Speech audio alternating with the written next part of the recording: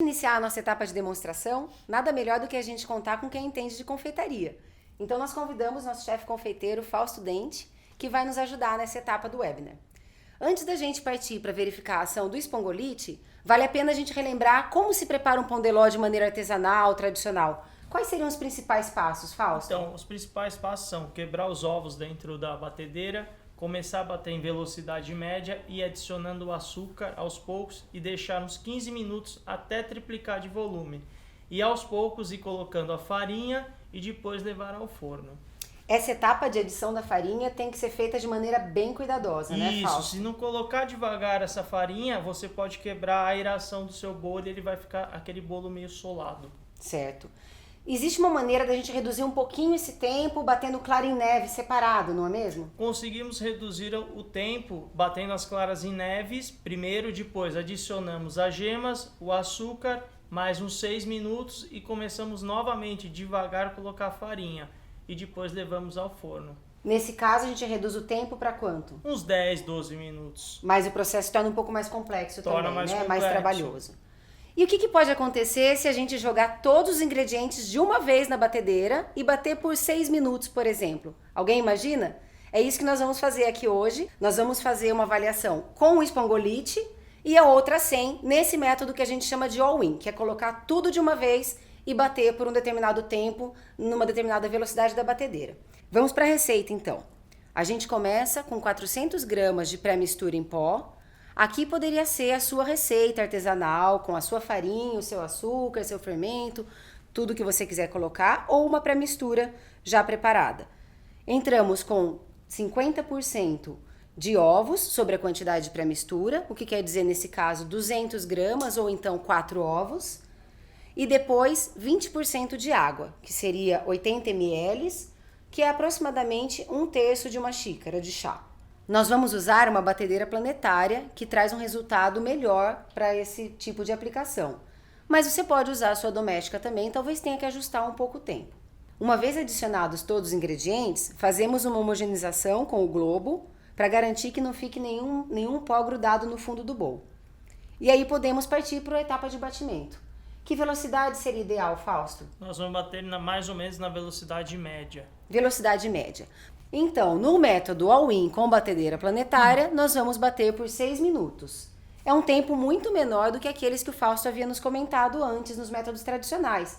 Que tipo de vantagem você acha que a gente pode ter na confeitaria, Fausto, ao reduzir esse tempo? Então, reduzindo esse tempo, a gente consegue aumentar o nosso volume de produção, minimizando a perda dos ingredientes e deixando o nosso confeiteiro um pouco mais à vontade para ir trabalhando em outros setores dentro da padaria ou do seu negócio.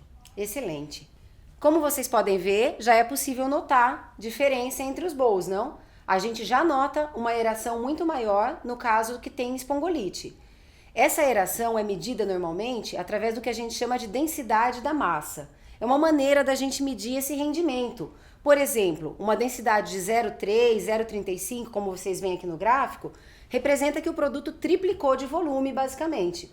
E como vocês podem observar, com 3 minutos, com 6, até os 12 minutos de tempo de batimento, o produto com espongolite mantém essa estabilidade com esse ótimo rendimento. Embora a gente queira propor essa redução de tempo no batimento, nem sempre é possível ficar monitorando o que está acontecendo ali na batedeira, não é verdade, Fausto? Isso, é verdade. Então, se ele deixar batendo e for chamado para repor um buffet ou estiver em outro preparo, ele não se preocupa porque ele não vai perder a estabilidade do produto, assim mantendo o produto uniforme, não desperdiçando os ingredientes e trazendo uma maior produtividade para o negócio.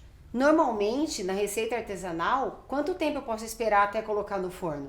Então, numa receita artesanal não podemos esperar mais que 5 minutos, porque essa aeração ela começa a decantar, a separação da água, da clara, da farinha e o bolo pode sair solado.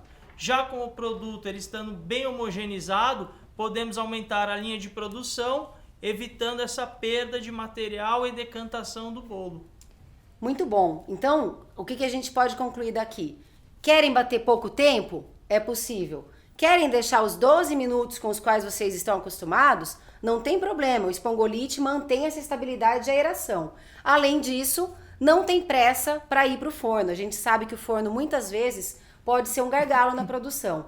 Então, se por acaso terminei de bater aqui o meu batch de pão de ló e não posso entrar no forno ainda, não tem problema. Esperar meia hora até 1 hora. Isso daí é uma outra vantagem que o Spongolite pode trazer pra gente. Então agora, como a gente pode ver, terminamos o batimento. Tá muito fácil saber qual tem Spongolite, não é mesmo? Vamos ver de perto? Então, depois de 6 minutos de batimento, aqui temos os resultados, para vocês verem mais de perto. Dá para saber qual tem Spongolite e qual não tem, né? Não é verdade? Nós vamos colocar agora na forma. Pode pôr, Fausto, o seu também. Olha a diferença da massa. Será que isso aqui vai virar um pão de ló? Nós vamos ver depois do forno, que é a nossa próxima etapa.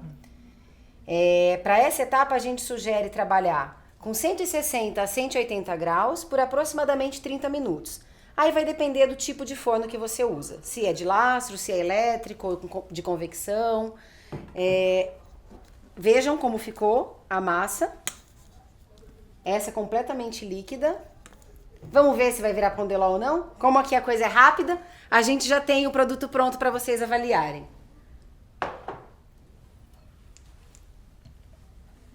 Eis aqui o resultado final do pão de ló com e sem Spongolite. O Fausto agora vai partir para a gente poder olhar um pouquinho a característica de miolo entre eles. Já podemos ver a diferença de altura. Nesse aqui eu consigo trabalhar bolos decorados com até 3 cortes. Esse aqui no máximo vai me dar um bolo de uma camada só recheada. Agora eu vou fazer um corte aqui, ó. Vocês vão analisar bem a altura do bolo e a miga dele.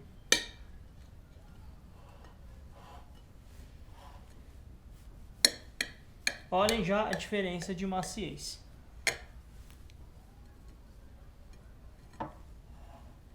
É uma pena que a gente ainda não tem tecnologia suficiente para vocês sentirem o toque, mas acho que dá para perceber a diferença que a gente obtém ao utilizar o Spongolite no pão de ló, né? Então agora eu vou voltar para a sala, porque eu tenho mais algumas informações para compartilhar com vocês. Enquanto isso, vocês observam aqui no detalhe a estrutura de miolo dos bolos.